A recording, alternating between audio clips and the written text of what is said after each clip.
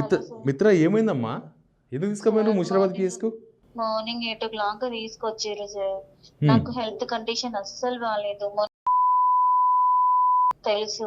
నేనేం తిన్నా నాకు వామిటింగ్స్ అయితున్నాయి. హ్మ్. హెల్త్ కండిషన్ కూడా బాలేదు. మొన్న తీసుకొచ్చి అట్లనే చేసిర్రు. మళ్ళీ ఈ రోజు పొద్దున్నే వచ్చిర్రు సార్. నేను రెంటెడ్‌కి ఉంటా సార్. హ్మ్. అక్కడ కూడా వాళ్ళందరూ ఏంటి పోలీసోళ్ళు వచ్చి తీసుకొని పోతున్నారని నా క్యారెక్టర్‌ని అసెషన్ చేసే సిట్యుయేషన్ ఉంది గదా!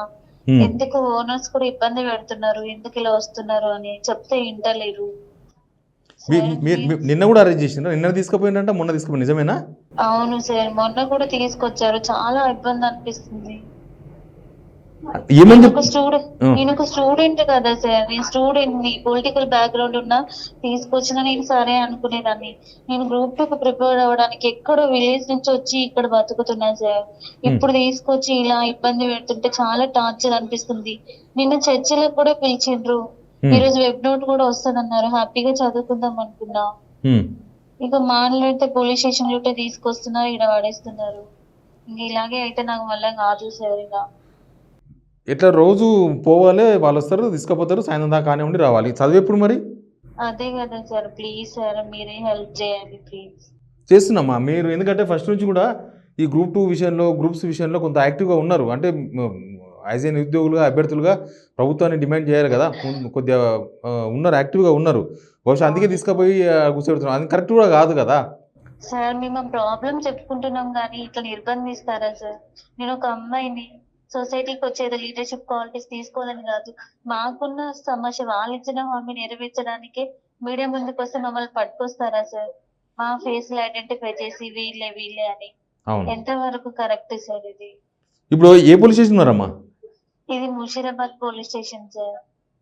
మీరొక్కరే ఉన్నారా? ఇంకెవరైనా ఉన్నారా? నాతో ఎవ్వరు లేరు సార్. నేను ఒక్కదాన్నే ఉన్నాను. ఏం చెప్తున్నారు? ఎందుకు అరెస్ట్ చేసిండ్రంట ఈరోజు? ఈరోజు ధర్నా ఉంది. అందుకే అరెస్ట్ చేసినామంటున్నారు. నాకు ఆ ధర్నా ఏంటో కూడా తెలీదు. నేను 4 డేస్ నుంచి నా హెల్త్ మీద కాన్సంట్రేషన్ చేస్తున్నా. హెల్త్ కండిషన్ బాలేదు. హ్మ్. 4 డేస్ నుంచి హాస్పిటల్ చుట్టే తిరుగుతున్నా నేను. హ్మ్. అయినా తీసుకొచ్చారు. నా ఓకే. ఇంటెలిజెన్స్ వాళ్ళకి తెలీదా సార్ నా హెల్త్ కండిషన్ ఏంటో? అవును. మొన్న మీరు హాస్పిటల్‌లో జాయిన్ అయ్యిండ్రు కదా! వినడం లేదు సార్. మెడిసిన్ వేసుకునేదుంది. హ్మ్. సడెన్‌గా నేను మెడిసిన్ ఏసుకొని పడుకున్నాను. ఎర్లీ మార్నింగ్ 7:00కే వచ్చారు. హ్మ్. రూమ్ దగ్గరకు పైకొచ్చేసరికి హౌస్ ఓనర్స్ కూడా అందరూ అలాగే చూస్తున్నారు. ఓకే. నాకు నాకు 3 ఇయర్స్ నుంచి ఎలాంటి బ్యాడ్ నేమ్స్ లేదు సార్. అనవసరంగా వచ్చేసరికి వీళ్ళందరూ ఈ అమ్మాయి ఏదో తప్పు చేసిందని చూస్తున్నారు. ఇలాంటి సిట్యుయేషన్‌లో నేను ఏం చేసుకోవాలో కూడా అర్థమైతలేదు. ఓకే మిత్ర. నేను ఆల్రెడీ లైవ్‌లోనే ఉన్నా. నేను చూస్తా, ఓకే. మాట్లాడుతున్నాను. Thank you. థాంక్ యూ అమ్మా. ఓ ఓకే సార్. మీ వోళ్ళని పిలుచుకోండి. మీ నిరుద్యోగులను పిలుచుకొని కనీసం ఆ పోలీసులను నచ్చచెప్పన్నా పోండి. చదువుకోవాలి కదా! గ్రూప్ 2 ఎట్లా ఓ వాయిదా వేస్తామని గవర్నమెంట్ కూడా అంటుంది కదా! ఇంకెందుకు? మీకు ఆ ఇష్యూ ఏం లేదు కదా! అదే కదా సార్. వినడం లేదు. మీరే ఏదో ఒక హెల్ప్ చేయండి సరే సార్ అమ్మా. ప్లీజ్. సరే. Thank you. Okay sir. Okay అమ్మా. ఇది పరిస్థితి. మిత్ర అంటే ఈమెనే. ఈమె సంఘ విద్రోహ శక్తిలాగా కనిపిస్తున్నారా? లేకపోతే స్టూడెంట్‌లాగా కనిపిస్తున్నారా? చూడండి ఒకసారి. ఈ మొన్న ప్రభుత్వం స్పందించే వరకు చాలామంది నిరుద్యోగులు అందరూ వందల మంది వచ్చిండ్రు, వేల మంది వచ్చిండ్రు అశోక్ నగర్ రోడ్ మీదకి.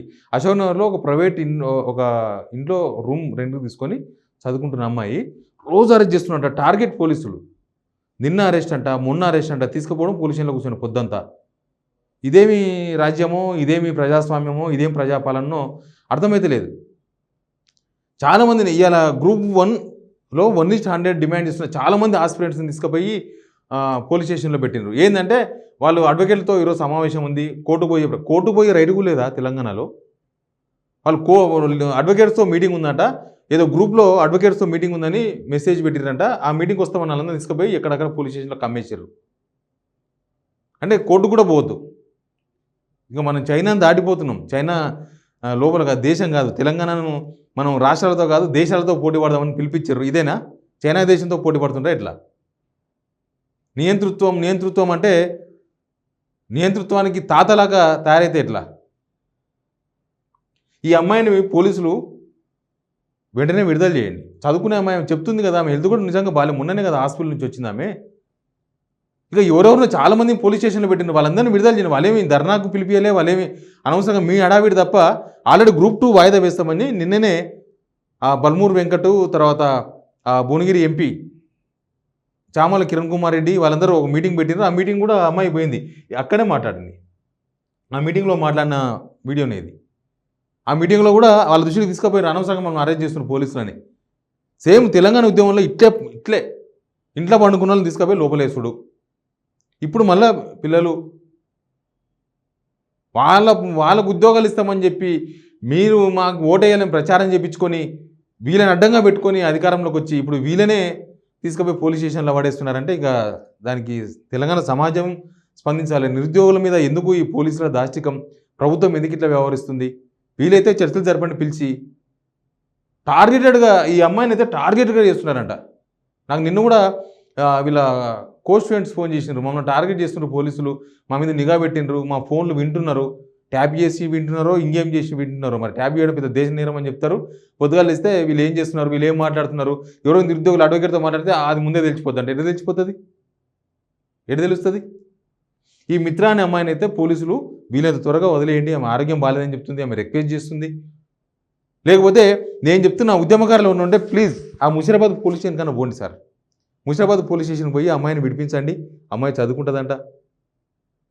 ఎందుకు ఇట్లా తయారైనరో చూడలే. మనం ఈ 9.5 సంవత్సరాలు ఒకలాగా చూసినాము, ఇది ఇంకొక మించిన వ్యవహారం చూస్తున్నాం ఇప్పుడు.